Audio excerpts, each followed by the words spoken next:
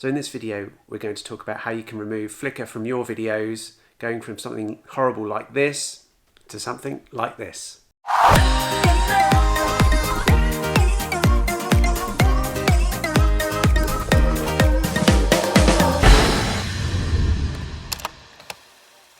Most indoor lighting flickers, but it flickers so fast that the human eye can't see it, but the camera can pick it up. The reason indoor lights flicker is because of the power supply. Now, the power supply to lights, indoor lights, is provided by alternating current, which is electrical current, and it's going forwards and backwards very, very quickly through electronic equipment and lights included, very, very fast. And this means that the lights flicker or dim ever so slightly many times per second. Now, the reason we get flickering in video is because our cameras are not in sync with the flickering that's going on in our lights. Now, we can prevent this from happening in the first place, and we can also correct it in post sometimes with a little tweaking. Now, I'm going to show you what you need to consider to stop it happening in the first place. The first and most important rule is to understand where it is that you're filming. Each country has their own power supplies. In the UK here, it's 50 Hertz per second, and anywhere across the world, it can be either 50 Hertz per second or 60 Hertz per second. I'm going to provide a link down below so you can have a look at the country that you're filming in and identify what your camera settings need to be in order to avoid this in the first place. The setting on your camera that will have the biggest impact in getting rid of flicker in the first place is your shutter speed. You need to ensure that your shutter speed is set at the same frequency as the lights. So here in the UK, we run at 50 Hertz. This means that the shutter speed on your camera needs to be 1/50th of a second, so that's in sync with the light. Now, of course, I mentioned the rule regarding your frame rates and your shutter speed, the 180-degree shutter rule, which means that your shutter speed needs to be twice as fast as your frame rate. So I'm filming this on 25 frames per second so that I can double that and have a shutter speed of 50 frames per second, which is in sync with the flickering of my lights. Therefore, what you're watching now, you'll have no flicker. If you're in North America, you need to be running at 30 frames a second and have a shutter speed of 1/60th of a second. So it is possible to do slow motion as well, as long as you consider what the frequency is of the power supply. So here in the UK, it's 50 Hertz, which means that I can use a shutter speed of 50th of a second, or I can also go up to 100th of a second.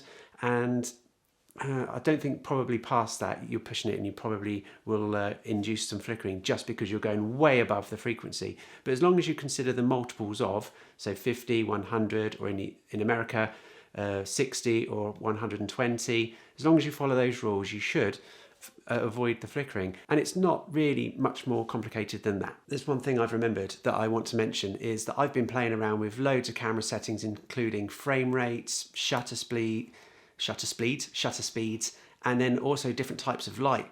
And it's not an exact science. So even though the rule that I've given you will work, sometimes you can get away with having incorrect settings on your camera and you won't really see a flicker. Now, I've noticed filament bulbs are the worst for flicker.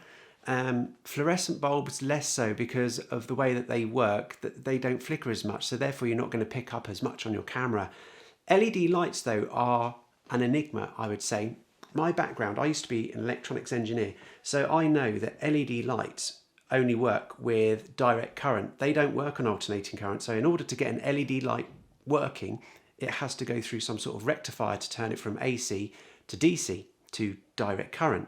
However, I have done some video with my LED lights down in my kitchen and I do get flicker, and it's probably because they're going on and off very quickly, several times, many times per second, possibly with the 50 Hertz or what, I don't know. I don't exactly know what it is, but I also do know that LED lights, in order to reduce the amount of electricity that they're using, switch on and off many times per second, and they can do that because LED lights are instant. They just go on and off in an absolute instant, unlike normal traditional bulbs.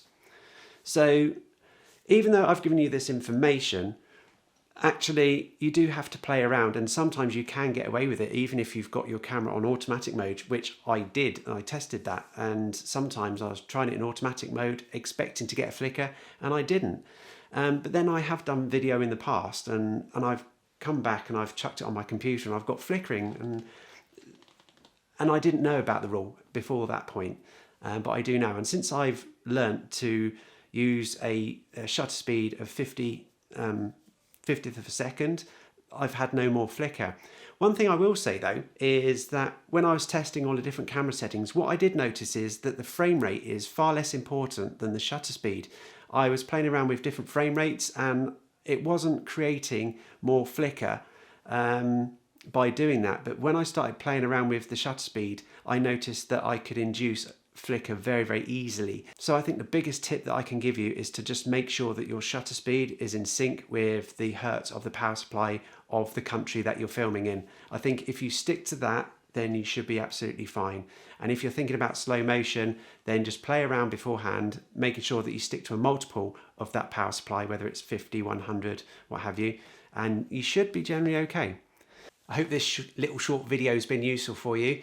I know this is one of the biggest and simple tips that I picked up on early on to improve my indoor videography. You may have noticed my previous tutorial video was on manual mode. So of course, in order to do this, you need to take your camera out of automatic mode to ensure that you're not going to get any flicker.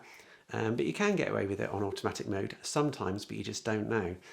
I am going to be producing more tutorials on manual modes. I'm going to do one for photography and one for video, just to go into a little bit more detail, and they're going to be coming up soon. It's just I haven't been able to get outside because I really want to film these outside, and I haven't been able to because we're on to Storm 2. So I think we've got Storm Dennis this weekend. We had Storm Kira last weekend.